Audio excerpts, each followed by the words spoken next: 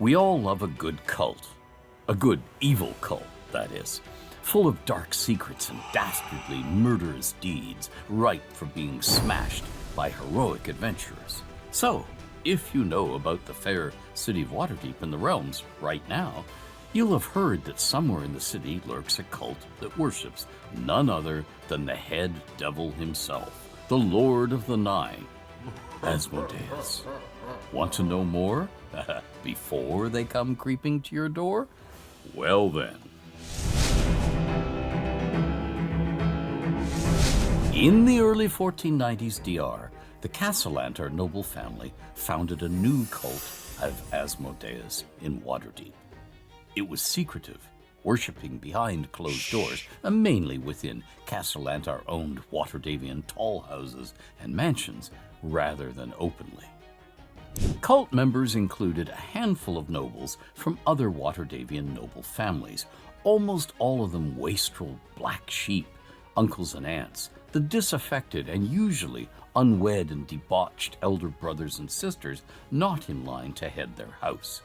They were approached individually to join, to try to keep word of the cult spreading, as dark rumors and not open knowledge among city nobility, to slow and blunt any response from the masked lords of Waterdeep. This sort of cult member includes Gastorn Brokengulf, a neutral evil human male, a rogue, level 3, Zelruina Agundar, a chaotic evil human female, sorcerer 6, Ilmer Artemel, a chaotic evil human male, fighter 4, and Naranta Sultalu, chaotic evil human female, rogue 7, and as many as 8 to 10 more, some of them elderly and essentially passive spies. Most of the cult membership, some 36 believers of lower rank in initiation, that is, most secrets of the cult, including who's a member beyond the handful they habitually deal with, are habitually kept from them, aren't highborn. Rather, they're ambitious, wannabe noble, rising wealthy merchant families like the Dzunborns and the Ilindravers of Seaward and the Geranders, Maindress, and Sornturls of Northward. At least 2 adventurers, the fighter Darath Tulwinter from Athkatla and the sorcerer thief Orbron Marail of Zazesper, joined the cult but died violently while on mission. Elminster believes both were attempts by the Xanathar to infiltrate cult ranks that the Watcher, of whom more soon, found out about, and that's why the 2 men were murdered. The cult venerated the Lord of the Ninth in secret rituals that involved intoxication, drug inhalation, tainted smokes emanating from braziers flanking altars, and sacrifices, mainly of doves. Chanted prayers, feasts, and caressings of those corrupted were involved in many cult gatherings. When not actively venerating Asmodeus, cultists were given missions that were almost exclusively devoted to corrupting known or suspected masked lords, senior officers of the Watch, guildmasters and senior guild members, and palace officials. Those who resisted corruption were to be spied upon and thoroughly investigated in hopes of learning their dark personal secrets so they could be blackmailed. This is slow work that doggedly continues in the year 1500 DR. Lurking behind the Castellantars, whom Elminster and Laeral both believe sponsored and hosted the cult unwillingly, that is, coerced by their indebtedness and fear of public exposure, was the Watcher, a disciple of Asmodeus by the name of Lahalasra Ilturim, a Kalashite human who rarely met with the Castellantars masked and literally surrounded by a bodyguard of invisible hellcats, but the rest of the time mingled with cult members magically disguised as a man of few words. That is, a tall, balding Eluskan male by the name of Bresk Taunter, a fanatical but nigh silent cultist. Lahalasra's meetings were to issue orders or chastise Castellantars. Most of the time, she simply spied on the cultists in her male form to make sure they followed orders and didn't try to deceive cult leaders or operate for their own advancement. Now, stealing money doesn't count as disloyalty in her eyes. She expects humans to do so whenever they can. And as a devout follower of the Lord of Lies, she also expected all cultists of Asmodeus to deal in falsehoods often, so long as they told no lies that harmed cult operations or successes.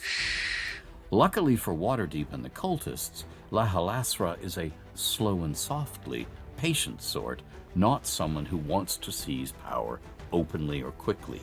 Leech the golden goose and slay it not, is one of her sayings the Castellantars ruefully remember.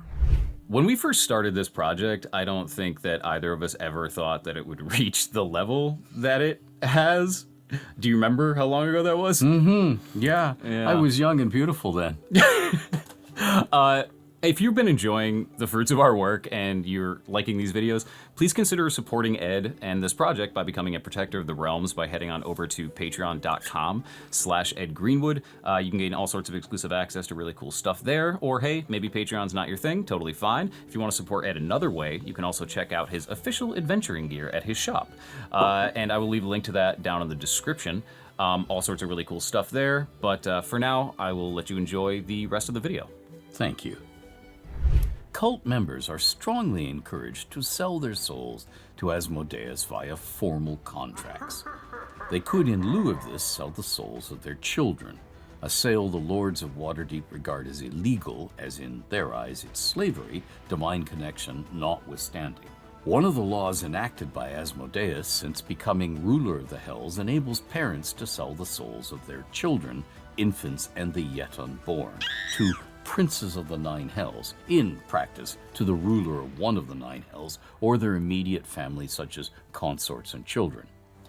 Anyone who has murdered another sentient being or who has had sex capable of producing offspring, that is, intercourse, with or without impregnation, with another being, is no longer a child whose soul can be sold by parents or slavers deemed guardians, such as an orphan enslaved by a ruler of the Nine Hells.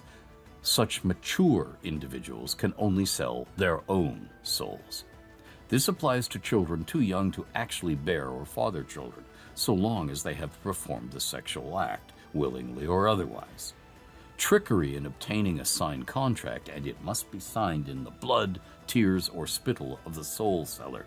Twisting a verbal promise is not obtaining a contract, usually makes the contract invalid. The intent of the soul seller at the time of signing, not later when regret is usual, is paramount. Sending souls, beings, to the hells through sacrifice isn't a matter of contracts, but rather is a matter of infernal powers being enacted on the victims thanks to magical preparations. For instance, the ritual of sacrifice being performed on an infernal talisman or dark consecrated, that is, profaned, altar or spot, or the enchantment on the infernal weapon. In such cases, there's no binding and no contract, just a plane shift that can go awry to the wrong plane or destination or an unintended locale in the hells, or be disrupted by the right magical pre-preparations on the sacrifice, or protective items borne by the sacrifice, or third-party magic.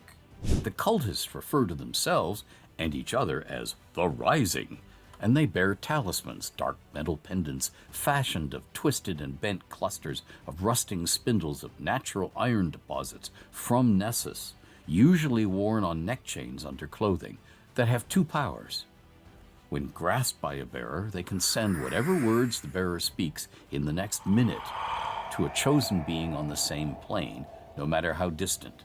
The recipient will hear if alive, whether awake or asleep, but can't reply. And once a day, for 5 minutes, beginning whenever a bearer wills them to, such talismans can protect the bearer as an Iron Guard spell does. That is, immunity to metal, including normal metal weapons, which pass harmlessly through the bearer as if they aren't present. The bearer's body, but not necessarily anything worn or carried, can pass through iron bars, gates, and other metallic objects. Non-metallic objects still affect and can harm the bearer, and so can poison, cold, heat, and other attacks delivered by metal weapons that are passing, so-called harmlessly, through the bearer. Metal magical weapons pass through the bearer but deal damage equal to their bonus. So a dagger +1, wounds for 1 hit point. Cult watchwords, recognition phrases, include "for the ninth" and "ruby in darkness," and passphrases include "horn," the answer is "hoof," and "serpent," the answer is "rising." And lastly, the cult doesn't use the 3 triangles, holy symbol of Asmodeus, but does use a long point down isosceles triangle with a row of 3 dots forming a vertical center line within it, to mark routes, including "this is the right door" or "a secret way is near," and 2 curving inward matched horns with a points-down cloven hoof between them to mark locales, items, or spots important to a mission, the precise meaning varying with the mission at hand. And there you have it, a look at the cult of Asmodeus.